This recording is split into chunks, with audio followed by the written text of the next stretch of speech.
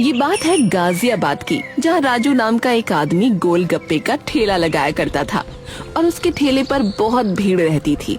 लेकिन इस भीड़ का कारण सिर्फ उसके करारे गोलगप्पे नहीं बल्कि चटपटे वन लाइनर थे। गोलगप्पे मिल जाएंगे? अरे क्यों नहीं मिलेंगे, इनके बाप को भी मिलना पड़ेगा। अच्छा चलो भाई, तीखे लगा दो थोड़ा। अरे मेरे गोलगप्पे इतने तीखे हैं कि आपका साल भर का स्ट्रेस 2 मिनट में हवा हो जाएगा। हाँ है, अरे तीखे गोलगप्पों से स्ट्रेस कैसे दूर हो सकता है भाई? अरे ये गोलगप्पे इतने तीखे हैं कि इन्हें खाकर इंसान को सिर्फ एक ही स्ट्रेस रह जाता है कि अब सुबह मेरा क्या होगा। अरे राजू भाई आप भी ना मजाक समझ रहे हो क्या? जरा पढ़ो मेरे ठेले पर क्या लिखा है। ग्राहक ने ठेले पर लिखी तहरीर पढ़नी शुरू की और वो हैरान रह गया। है तीखे गोलगप्पे केवल असली मर्दों के लिए है, महिलाएं और 18 साल से कम वाले माता पिता की परमिशन लेकर आए हैं। हाँ भैया समझे।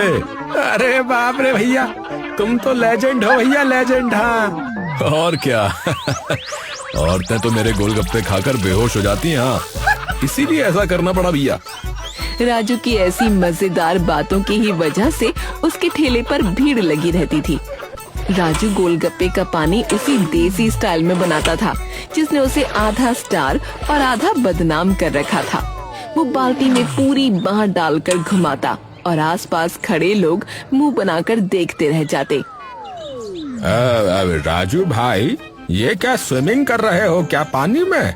अरे भैया स्वाद की गहराई तभी आती है जब हाथ भी गहराई में जाए, समझे? अरे भैया जरा कम घुमाओ, लहरें उठ रही देखो। अरे भैया लहरें नहीं, फ्लेवर उठ रहा, फ्लेवर।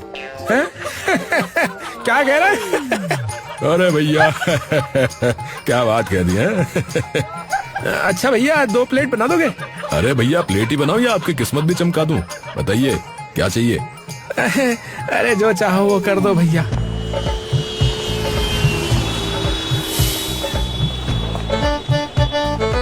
हो देखो कौन आया है। इनके आते ही माहौल में खुशबू आ गई भैया। हाँ भैया हमें जरा एक्स्ट्रा तीखा देना। अरे गप्पू साहब जीभ से धुआं ना निकला तो नाम बदल देना, बता रहा हूँ। कई लड़के फेक एटीट्यूड में आते कि हम तो सबसे तीखा खा सकते हैं। भैया हमको दे दो सबसे तीखा, पक्का ना? कल के अखबार में कहीं नाम ना छप जाए फिर आपका, देख लेना। अरे रहने दो, दे तो दो। ठीक है भैया ठीक है, अभी दे रहा हूँ, पर घर का एड्रेस व्हाट्सएप कर दो भैया, कहीं एम्बुलेंस गलत जगह ना पहुंच जाए भैया।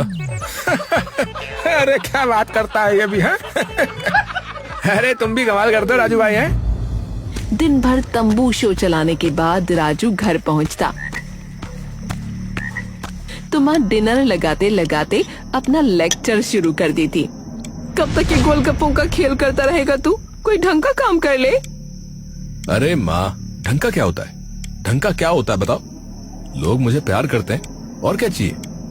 प्यार करते हैं या मजाक उड़ाते हैं भगवान ही जाने। ये रोज रोज का तीखा पानी कहीं किसी दिन किसी को नुकसान न कर दे।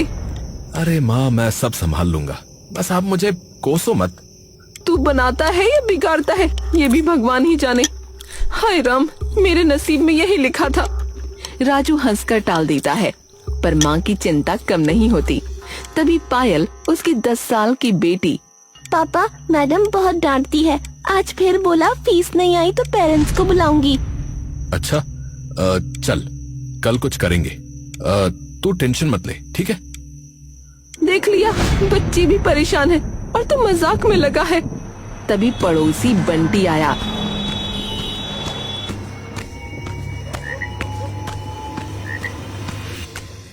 अरे राजू भैया कल की रील 50,000 व्यू हुई है। हाँ अरे छोड़ यार, तेरे व्यू का मैं क्या करूं बता। अरे भैया इससे पैसे आएंगे तो तुम्हें भी दूंगा, फिक्र मत करो तुम।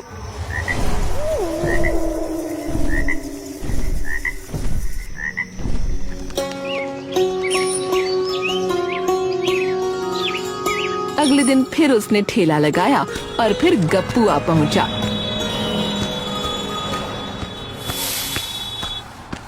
ए यार राजू तेरे डायलॉग का कॉपीराइट करा ले भाई, नहीं तो कोई नेटफ्लिक्स वाला उठा ले जाएगा, बता रहा हूँ। अरे भाई तू भी ना बकलोल है भाई। ए औरतें बेहोश हो जाती है वाला डायलॉग यार वो ना तू हटा दे, एक दिन पंगा ना हो जाए भाई। अरे मजाक है भाई, मजाक।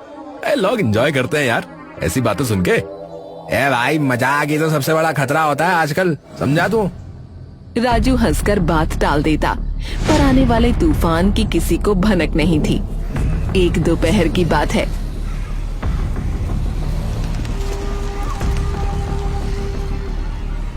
राजू ने ठेला लगाया था और भीड़ सामान्य से ज्यादा थी। तभी एक औरत आई।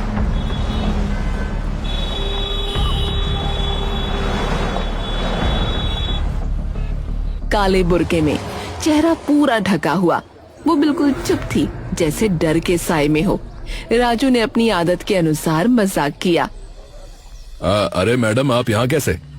ठेले पर देखिए क्या लिखा है। पता है, पर प्लीज खिला दीजिए।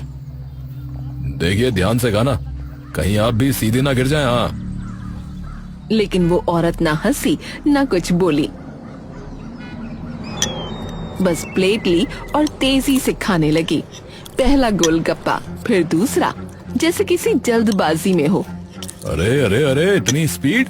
अरे वाह, लगता है आप तो रिकॉर्ड बना के ही मानेंगी। हाँ। लेकिन जैसे ही उसने तीसरा गोलगप्पा उठाया, उसकी उंगलियां कांपी। गोलगप्पा उसके हाथ से फिसला और अगले ही सेकंड वो जमीन पर गिर गई। अरे अरे, ये क्या हुआ? उठाइए इसे। ए भैया, पानी दो, पानी दो। हाँ हाँ। अरे ये तो हिल भी नहीं रही। एक औरत चिल्लाई, लगता है बेहोश हो गई। एक आदमी वीडियो बनाने लगा और हंसते हुए बोला, ए भाई भाई, वायरल कंटेंट भाई। लेकिन राजू घबरा गया, क्योंकि असल में आज तक कोई औरत उसके गोलगप्पे खाकर बेहोश नहीं हुई थी।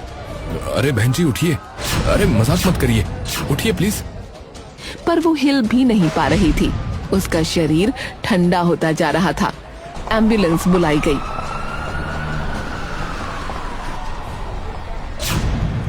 डॉक्टर ने चेक किया।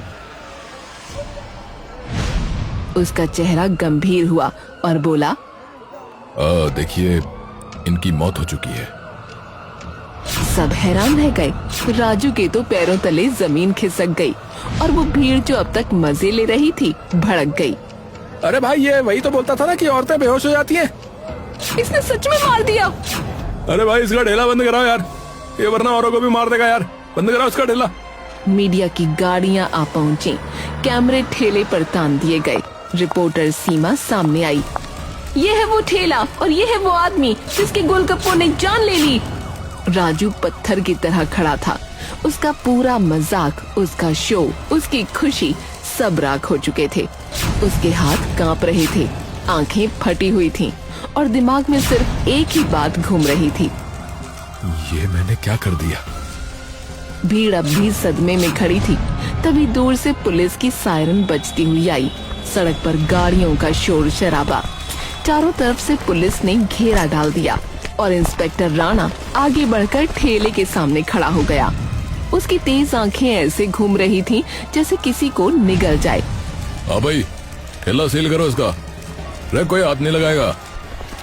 कांस्टेबल यादव ने लाल मुहर लगाई, पीली पट्टियां बांधी और ठेला देखकर ऐसा लगा जैसे कोई क्राइम सीन सीरियल शूट हो रहा हो। राजू के पैर सुन्न थे, भीड़ चुप थी, किसी की हिम्मत नहीं थी कि एक शब्द भी बोले। अबे राजू, तुम ही हो? इधर आओ। जी सर। अरे तुम तो रोज बोलते हो कि औरतें बेहोश हो लेती हैं, आज एक तो मरी ली, अब खुश हो लिए? अरे क्या बना के पिलाते हो भाई तुम ये गोलगप्पों में? राजू की आंखें भर आईं, उसका गला सूख गया। मजाक उसकी पहचान था, लेकिन आज वही मजाक उसके गले की फांसी बन गया था। सर कसम से ये सब मजाक था, बस बेचने का तरीका था। मैंने किसी को कुछ नहीं किया। इंस्पेक्टर साहब, राजू मासूम है, सब जानते हैं कि ये सिर्फ मजाक करता है, ये ऐसे ही बोल रहा है। अरे मजाक है? अरे भाई तेरा मजाक लग रहा है के? एक महिला मर गई और सबूत कहाँ जा रहे हैं? सीधा तेरे ठेले की तरफ। इसी दौरान किसी कांस्टेबल ने फाइल लाकर राणा के कान में कुछ कहा। वो फाइल थी मृत महिला की पहचान की। मृत औरत थी नाजिया, एक टीचर। राजू की बच्ची के स्कूल की टीचर, जिसने फीस न होने पर राजू की अच्छी खासी बेइज्जती की थी। ओहो, अब तो कहानी साफ हो ली भाई, मर्डर का मोटिव मिल लिया। सर वो मेरी बेटी की टीचर थी, मैं क्यों मारूंगा उन्हें? राजू की हर बात राणा को झूठ लग रही थी। उसने तुरंत आदेश दिया और पुलिस राजू को पकड़कर ले गई। लोग उसे ऐसे घूर रहे थे जैसे वो सचमुच कोई कुख्यात अपराधी हो। राजू को थाने में लाया गया। कंक्रीट का ठंडा फर्श, लोहे की सलाखें और लोगों की कठोर नजरें सब राजू के दिल को चीर रही थीं। तभी उसकी माँ हांफते हुए अंदर घुसी। साहब, मेरा राजू किसी को चोट नहीं पहुंचा सकता साहब, गोलगप्पे बेचता है, जहर नहीं। हाँ जी माता जी, सबूत मिल रहे हैं, हम काम कर रहे हैं। वो मजाक करता है, पाप नहीं। साहब दया करो, साहब सुनो तो। राजू की माँ रोते रोते जमीन पर बैठ गई। उसकी सिसकियां पूरे कमरे में गूंज रही थीं। राजू उसे देखकर अंदर ही अंदर टूट गया। माँ, मैंने सच में कुछ नहीं किया, मेरा मजाक ही मुझ पर भारी पड़ गया। हाय भगवान, क्यों नहीं सुना मैंने अपनी बात करते वक्त। राजू घुटनों को पकड़कर बैठा था और सर सलाखों से टिकाए हुए चुपचाप रो रहा था। उसके बाहर गप्पू खड़ा था। डर उसकी आंखों में साफ दिख रहा था, लेकिन वो हिम्मत दिखा रहा था। लोग क्या बोल रहे हैं? अरे यार, कुछ तो कह रहे हैं कि तू इनोसेंट है, कुछ कह रहे हैं कि यार तू किलर है। अरे यार, मैं किलर नहीं हूँ भाई, गप्पू मैं कुछ नहीं हूँ। मेरी दुनिया मजाक में थी, कोई मर जाए ऐसा पाप में। मीडिया ने उसे गोलगप्पा किलर कहकर ब्रेकिंग न्यूज चला दी। शहर दो हिस्सों में बंट चुका था। कई लोग नाजिया के लिए मोमबत्ती लेकर न्याय की मांग कर रहे थे, कई लोग कह रहे थे राजू निर्दोष है।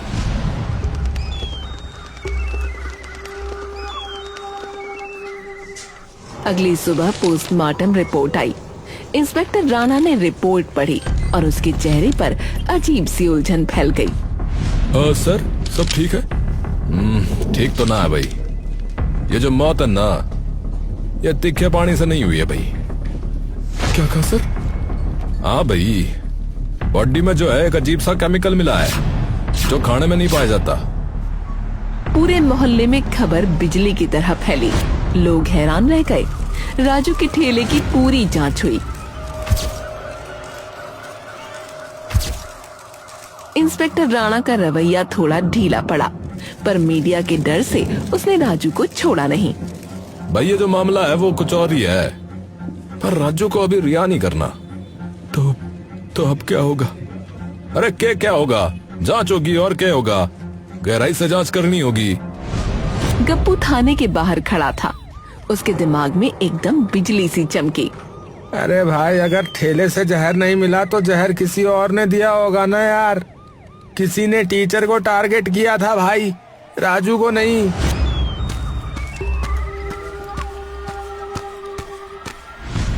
गप्पू सीधा स्कूल पहुंचा।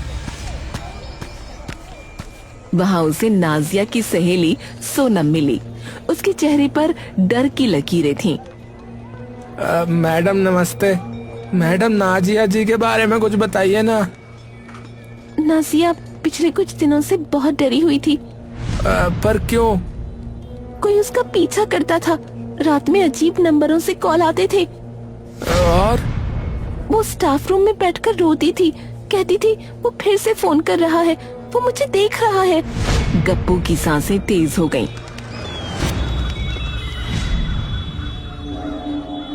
उसने नाजिया का फोन एक मोबाइल रिपेयर वाले से रिकवर कराया।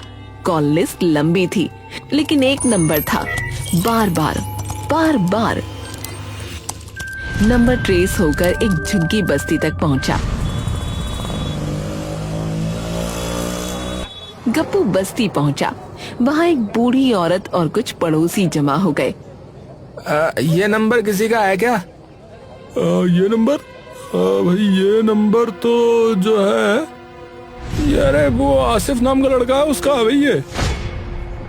गप्पू ने जब मेन बात बताई तो सबने सच बता दिया।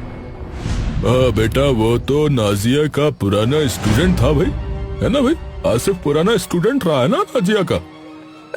तो ऐसा क्या हुआ कि मैं बताता हूँ। नाजिया के क्लास में दुबला पतला आसिफ था। बाकी बच्चे खेलते, शरारत करते, लेकिन वो हमेशा सबसे पीछे बैठता, सर झुकाए। पर उसकी आंखें हर पल नाजिया का पीछा करती रहती थीं। कई बार नाजिया ने महसूस किया कि लड़का हर काम में बहाना बनाकर उसके पास आना चाहता था। कभी डस्टर मांगता, कभी सिर्फ खड़ा रहता। बार बार क्यों आते हो, क्या चाहिए? मैडम बस आपसे बात करनी थी। क्या बात है, बोलो ना। मैडम मुझे ना आप पसंद है बहुत। मैं आपको किसी से भी ज्यादा समझता हूँ। मैं कभी आपको अकेला नहीं छोड़ूंगा मैडम। क्या बकवास है ये, तुम मेरे स्टूडेंट हो, ये बेहूदगी दोबारा मत करना। उस एक पल में लड़का खामोश हो गया। नाजिया तो कमरे से निकल गई, लेकिन लड़का वहीं खड़ा रहा, खाली कुर्सियों को घूरता हुआ। उस दिन के बाद वो नाजिया पर और ज्यादा नजर रखने लगा। क्लास खत्म होती, स्टाफ रूम की खिड़की से उसे ताकता।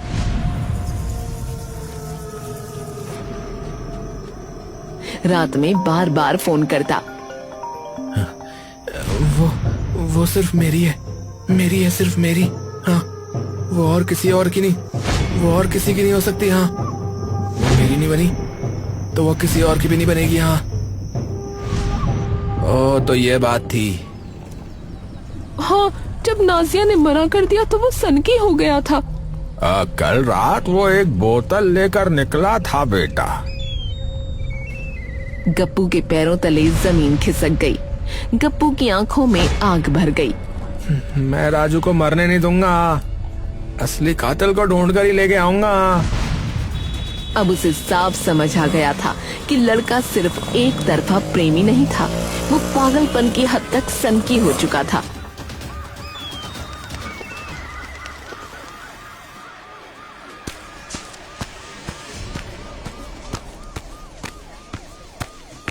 जब वो इंस्पेक्टर राणा के पास पहुंचा और सारी बात बताई तो वो बोले, अरे मैंने कहानी में सुना, समझ लिया, कोई सबूत है तो बोल। प्यार में लड़के पागल हो लेते हैं, इसमें नया क्या है?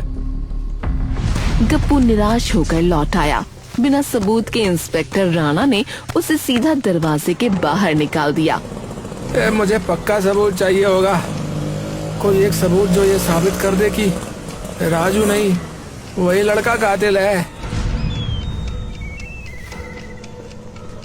गप्पू सोचता रहा। राजू जेल में था और उसकी माँ घर में तड़प रही थी।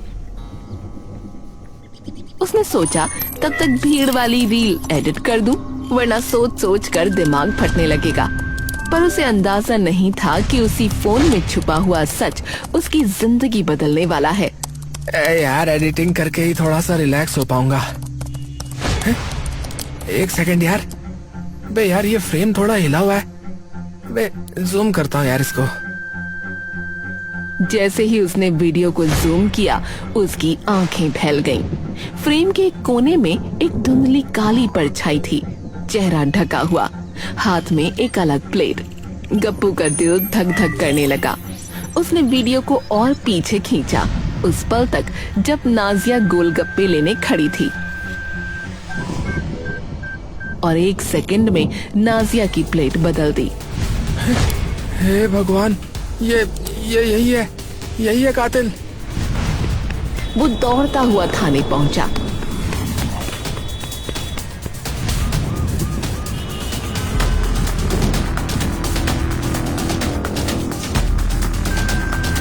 और परमिशन लेकर कमरे की स्क्रीन पर उसने वीडियो चलाया। पूरा कमरा चुप। इंस्पेक्टर राणा स्क्रीन के इतना करीब आ गया कि उसकी सांसें तक मॉनिटर पर पड़ रही थीं। सर ये साफ साफ प्लेट बदल रहा है। अरे देख रहा हूं मैं, और ये तो राजू भी ना है। सर मैंने कहा था नाजिया के पीछे वही था, वही सन के लड़का। हाँ अरे केस पलट लिया, पूरे शहर में अलर्ट जारी करो भाई। रात गहरा चुकी थी। थाने के बाहर हल्की पीली स्ट्रीट लाइटें चमक रही थीं। गप्पू सोने ही वाला था कि उसका फोन बजा। अज्ञात नंबर था। उसने कॉल उठाया। आवाज ठंडी, खुरदुरी, डरावनी। ए, बहुत भाग रहे हो मेरे पीछे हैं? तो तू कौन है भाई? जिसको बचाना चाहते हो उसे बचा नहीं पाओगे। ये खेल मेरा है, दूर रहो, नहीं तो अगला नंबर तुम्हारा होगा। फोन कट गया। गप्पू के हाथ कांप रहे थे, पर उसके दिल में डर कम, आग ज्यादा थी।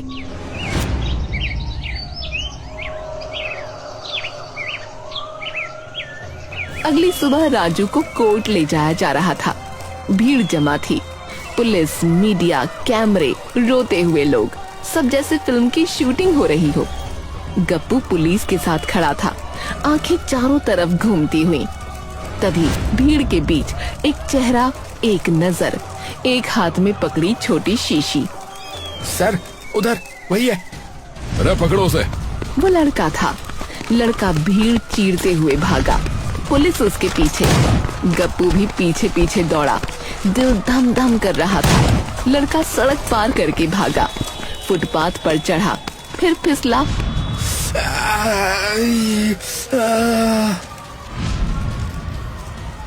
अरे पकड़ इसे। पुलिस ने उसे वहीं गिरा दिया और हथकड़ी लगा दी। लड़के की आंखों में पागलपन था, एक अजीब मुस्कान, जैसे अपने किए पर गर्व हो। हाँ मैंने किया, वो मेरी थी, सिर्फ मेरी। उसने मुझे ठुकराया क्यों है? मैं उसे छोड़ नहीं सकता था। और राजू, उसे क्यों फंसाया? क्योंकि वो सबका चहेता था। भीड़ थी उसके पास, सही मौका था। दोष उसी पे जाता ना, और गया भी। कोर्ट में सन्नाटा। हर कोई सांस रोके सुन रहा था। राजू की आंखों से आंसू गिर रहे थे, पर इस बार वो डर के नहीं, राहत के आंसू थे। राजू निर्दोष है, उसे सीधा कोर्ट से ही रिहा किया जाता है। हर राजू की माँ बेटे को देखते ही फूट पड़ी। उसने राजू को सीने से लगा लिया, जैसे उसे कोई बुरे सपने से वापस मिला हो। मेरे बच्चे, भगवान का लाख लाख शुक्र है। माँ मैं बच गया। माँ मैं सच में बच गया। उधर टीचर नाजिया की माँ आगे आई, आंखों में आंसू, पर दिल में कृतज्ञता। तुम दोनों ने मेरी बच्ची को न्याय दिलाया। तुमने बड़ी हिम्मत दिखाई बेटा। मैडम ये तो हमारी जिम्मेदारी थी। मीडिया ने माइक आगे कर दिया।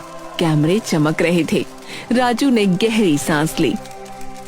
मजाक और मनोरंजन एक हद तक ठीक है, पर जब मजाक सीमा पार करे तो ये जीवन भी बर्बाद कर सकता है। आज मेरी जिंदगी पलट गई, बस एक गलत लाइन, एक गलत अंदाज की वजह से। अब मैं समझ गया हूं, सच हमेशा जीतता है।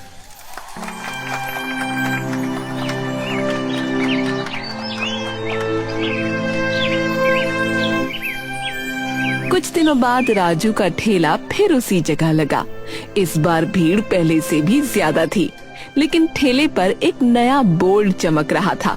हर बात मजाक नहीं होती, सच हमेशा जीतता है। भीड़ ताली बजा उठी। लोग उसे फिर से गोलगप्पा गुरु कहने लगे।